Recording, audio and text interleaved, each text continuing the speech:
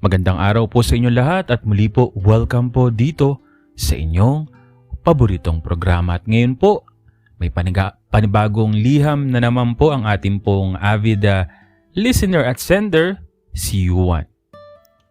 Dear Kuya E, sa lahat ng bagay na iniiwasan ko, iyon palagi ang binabagsakan ko. Akala ko may hinto na ang buhay ko sa pakikipagniig dahil nag-asawa na ang pinsan kong si Rudy na naibahagi ko sa una kong liham. Grade 6 ako noong panahon na yon, pero mula nang nakasama ko sa bahay ang magkapatid na ibabahagi ko ay nagulo ulit ang aking isipan. Masaya, malungkot, mapait, matamis at mahirap, pero maginhawa sa bandang huli. Ang mga emosyong naghalo-halo, Kuya E, habang inaalala ko ang lahat ng ito. Nagsimula ang lahat ng mag-asawa si ate ko. Hindi matanggap ng magulang ko kasi sa dami ng nanligaw sa kanya ay isang hiwalay sa asawa na may kargong 2 anak siya, nagpakasal. Pasensya na po, medyo kasi conservative sila. Di pa kasi ganun ka-open ang mga magulang ko na magiging maganda din naman sa huli. Oops! Spoiler alert. Nagtanan sila ate at bayaw ko kasi ayaw ng magulang ko sa ganon, lalo na si nanay ko. Umarya ang mga marites, chismosa. O chismosa pa ang tawag sa kanila noon, na akala mo kalilinis. Bitter yata ako. Lahat na lang kasi pinakialaman nila, manong ayusin yung buhay nila. Kakahiya sila sa kaperpekan. Balik sa kwento, naging talk of the town ng ate ko kasi kabit daw. Pumatol sa may anak. Akala nila kasal sa una si Bayaw pero nagsama lamang pala sila. Sa una niyang partner na talk of the town ang tawag sa trending sa ngayon.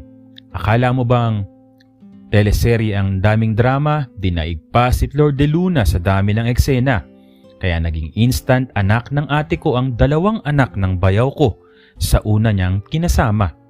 12 years old ako noon, panahon na yon. Kakatapos lang ng killer quake around 1990. Sumabay pa ang gulong dala niyang bayaw ko.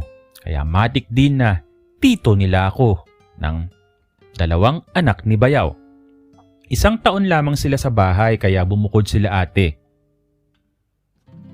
Di magkasundo ng parents ko ang bayaw ko dahil nga sa sitwasyon na yon. Labas natin sa pangalang Marco, 9 years old, stepson ng ate ko. Mas bata sa akin ng 2 taon. Magkapatid sila ni Marie na nasa 8 years old na. Stepdaughter naman ni ate ko.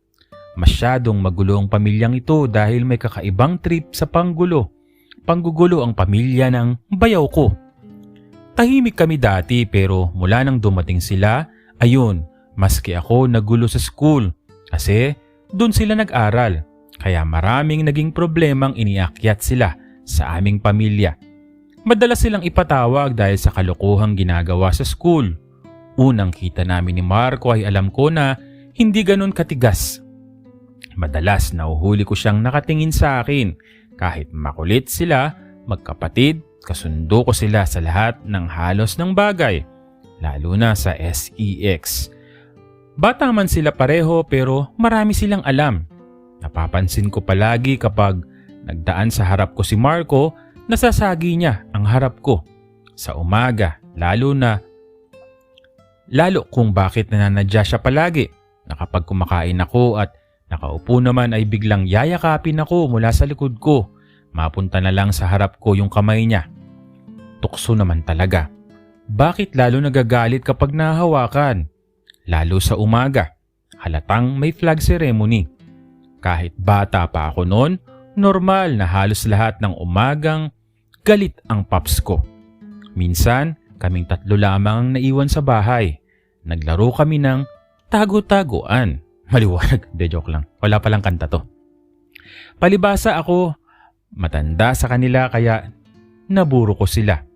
Naging matalino si Marco. Nalaman niya ang diskarte ko. Sa loob ng kabinet ako nagtatago.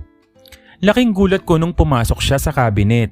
Medyo kasya kami, halos na magkadikit kaming dalawa. Dinakma na lang niya bigla ang paps ko. Nagulat talaga ako noon.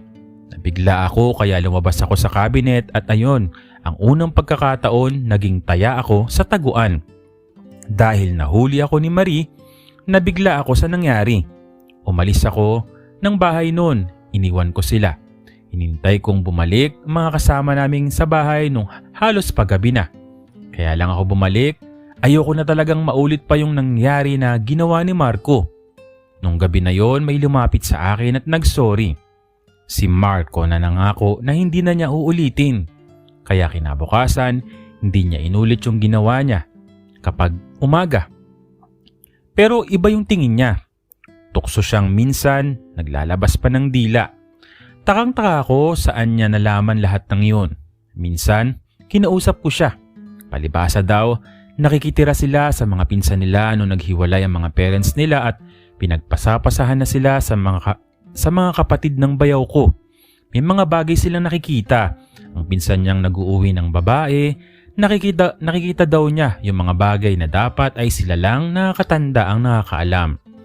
Gaya ng madalas na pag-uuwi ng babae ng pinsan niya at paglalaro ng pinsan niya at babae sa kwarto na sinasadyang nakabukas. Madalas ay inabuso siya ng pinsan niya. Tinuruan ng kung ano-ano kaya alam niya ang mga bagay na yun. Masyado pa raw siyang bata. Yun ang una siyang ginamit, around 7 years old. Lagi kasi silang tatlo daw ang naiiwan sa bahay. Kaya malaki ang chance na maabuso sila dahil wala ang nakakatanda sa bahay. Sila ng kapatid niyang si Marie ay paulit-ulit daw na ginalaw. Nagkademandahan daw noon at nalaman ng bayaw ko. Halos 3 taon na ang nakakaraan na pati si Marie ay ginalaw ng pinsan niya. Nakulong at nagkaroon ng eskandalo ang pamilya ng bayaw ko. Binigyan ng authority na magdisiplina ang ate ko kila Marco at Marie. Lagi silang may kalokohang ginagawa. Minsan, hindi na ako nagsusumbong. Kapag kasi may kasalanan sila na nalalaman ko, naaawa ako mapagalitan sila. Nakuha na pala ng magkapatid ang loob ko. Hanggang sa isang pagkakataon na naliligo ay kumatok si Marco. Pilyo talaga. May kukunin lang daw sila na iwan daw niya. Yung pera niya na totoo naman at nakita ko. Kaya nagtapis ako. Hindi ko alam bakit ako pumayag na pumasok siya sa banyo. Kuya E, nakuha niya lahat ang paps at lato-lato ko. Namiss ko siguro yung dating naalala ko si pinsan nung panahon na yon. Hinatak niya ang tuwalya ko kaya bumulaga sa kanya lahat. Hindi na ako nakagalaw nung nilantakan na niya hanggang sa makapagpasabog na ako. Sabay katok ni Marie. Nagmamadali akong nagbihis. Sinabi ni Marie, nakita daw niya na pumasok si kuya sa banyo. Naloko na, kaya ginawa kong umakyat ako sa bubong ng banyo. Uso pa nun o walang bubong, nakatakas ako at naiwan si Marco sa loob. Naisahan namin ni Marie. Mula noon naulit na yung palagi, yung paglalaro namin ni Marco sa akin halos araw-araw. Lalo kapag kaming tatlo lang. Isang araw, sabi ni Marie sa akin, umamin daw ako sa kanya na may nangyayari sa amin ni Marco. Parang gusto niyang may mangyari sa amin. Maski ako, hindi ako makapaniwala sa sinabi ni Marie. Sinumbong ko siya kay Marco. Nag-away ang magkapatid. Takot ako. Ayoko kasing makulong gaya ng pinsan nila. Yung may lumapastangan kay Marie, Kuya E, minsan inulit ni Marie yun. Parang gusto kong subukan pero natatakot ako. Ayoko makulong. Baka mademanda ako. Ni Bayaw, ayokong masira ang buhay ko. Buti na lang, nangungupahan na sila ate. Laking ginhawa sa akin yun kasi wala na si Marie. Pero kahit lumipat na sila Marco, si Marco naman dumadalaw siya palagi sa bahay at alam na this. Dami naming ginagawa masyadong advance na para sa edad namin. Wala si Marie kaya mas marami kaming nagagawa. Hanggang sa isang araw, naglayas ang magkapatid. Si Marco ang security guard ng school ay kinuha daw ang wallet. Buti wala na ako dun sa school na yon. Nasa high school na ako. Napakalaking kahihiyan na naman ang ginawa ni Marco. Sa galit ni ate at bayaw napalo si Marco, kaya lumayas at nagpunta sa mga kamag-anak ni bayaw, ang magkapatid. Kaso sinama si Marie, ilang gabi din akong naiiyak bukod sa napamahal sa akin si Marco at Marie. Tunuring ko na silang kapamilya. After 7 years, si Marie ay bumalik sa bayaw ko. Buntis siya. Masaklap at hindi nalalayo sa kanya yung ama. Yung isang malayong pinsan din niya na tinakbuhan ng magkapatid noon, lumayas sila ang pangalawang umubuso sa kanya. 14 na siya nung panahon na yon at grade 6 pa lang dahil hindi siya nakatapos ng 1 taon ay lumipat na siya sa ibang kamag-anak. Nag-file na sa DSWD si bayaw ng kaso. Masyadong magulo yun. Itinago yung pinsan niya kaya hindi nahuli. Nagsabwata ng magkakamag-anak. Totoo ba ito? Hanggang ngayon, hindi na nahuli yon at nakalimutan na sa tagal ng panahon dahil 1997 pa yon. Minsan, nag-usap kami ni Marie. Ang kwento niya ay hindi sila naglayas. Tumalaw daw si lola niya sa kanilang inuupahan at nagsumbong si Marco na sinasaktan sila. Sabi nga ni Marie, nagsinungaling si kuya niya.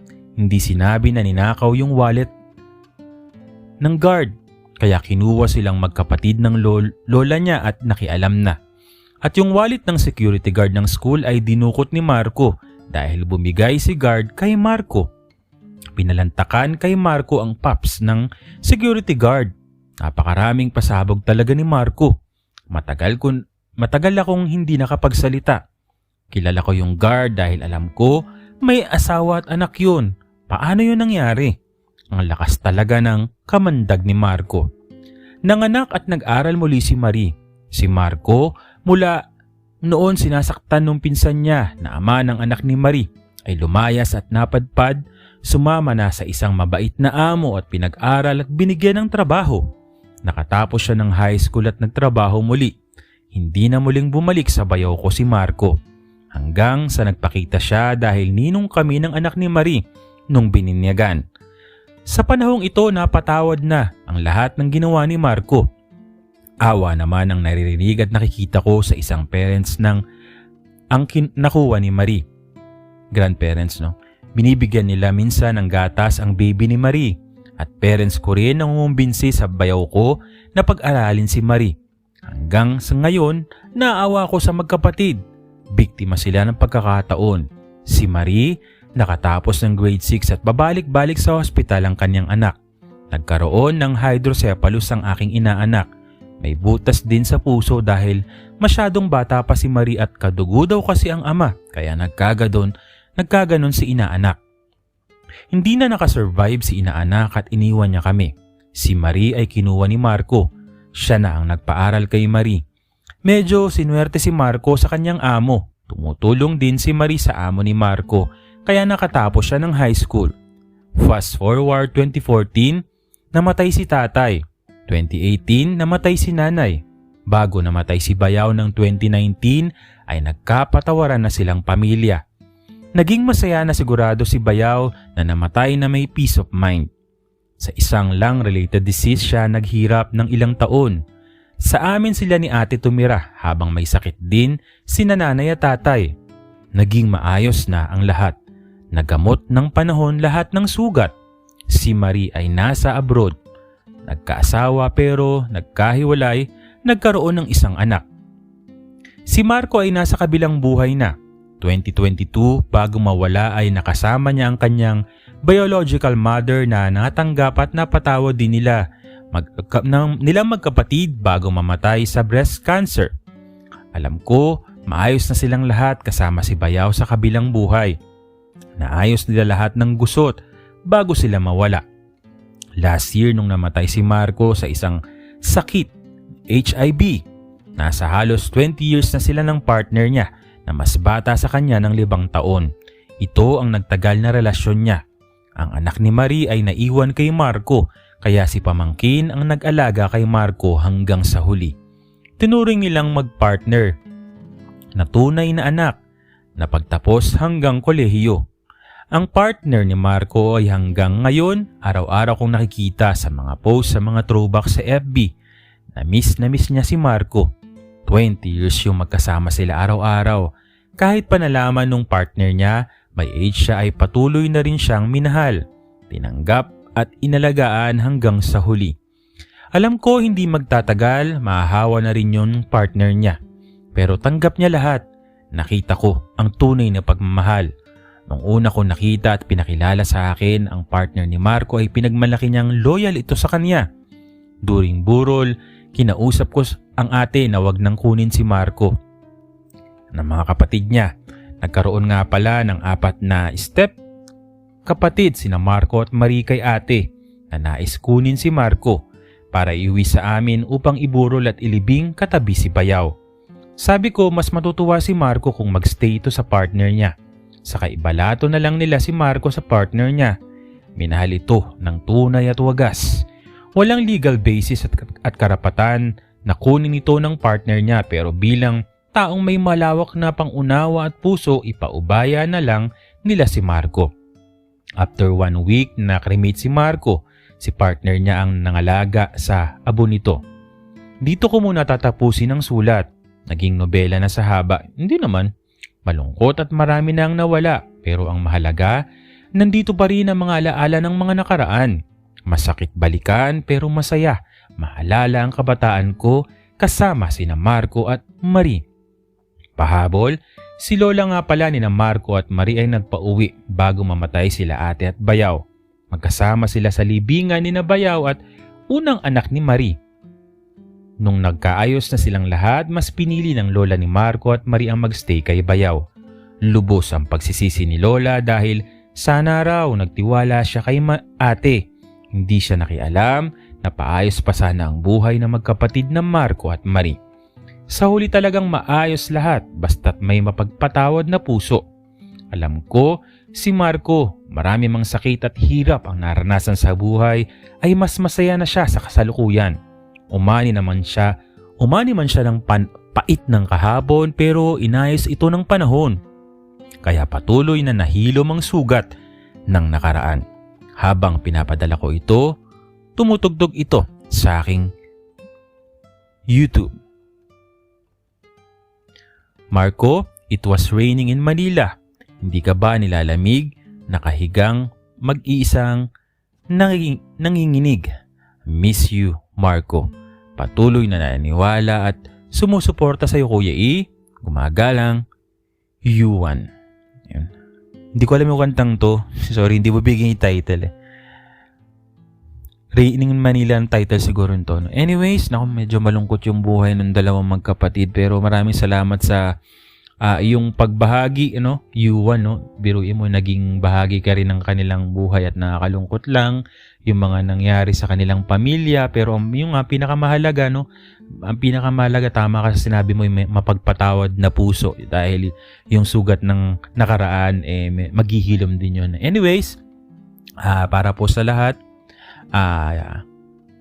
yung sugat ng nakaraan, istorya ni Adrian at ni JB, yun, may mga nakausap na ako na may nakahanap na ako ng small prod lang pero nakita ko naman na kung paano sila gumawa ng ng mga material, content, at mukhang pasado naman, So yun, kaninang umaga pagkagising ko, medyo na-excite lang ako kasi ginawan ko ng pang teaser na gagawin nila. Magsushooting kasi sila may shooting silang iba pero may papashoot ako na pang teaser para dun sa iniisip ko kung gagawin ko lang na short film or series kasi syempre sa budget kasi limited. So yun, sana may mga tumulong dyan pero yun, tuloy siya kasi nagkausap na kami, meron na sila nakuwang bida. So, ang pinakita lang sa akin na yun si Adrian, susunod nilang hanapin si JB, So, sa mga susunod, siguro next month, makikita nyo na yung teaser ng sugat ng nakaraan na siyempre nilagyan ko ng title. Ang title niya ay Wounds. Yan. So, yun. Ang ganda doon pa lang sa teaser na ginawa ko kung paano ipapakita yung teaser kapag nabigay nila yung gusto ko na iniisip ko na mangyari, sana maging maganda yung kalabasan. Anyways, muli, maraming salamat sa iyo, Yuan, at sa lahat ng mga sumusubaybay, sumusuporta dito po sa inyong paboritong programa. Maraming salamat po sa inyong lahat.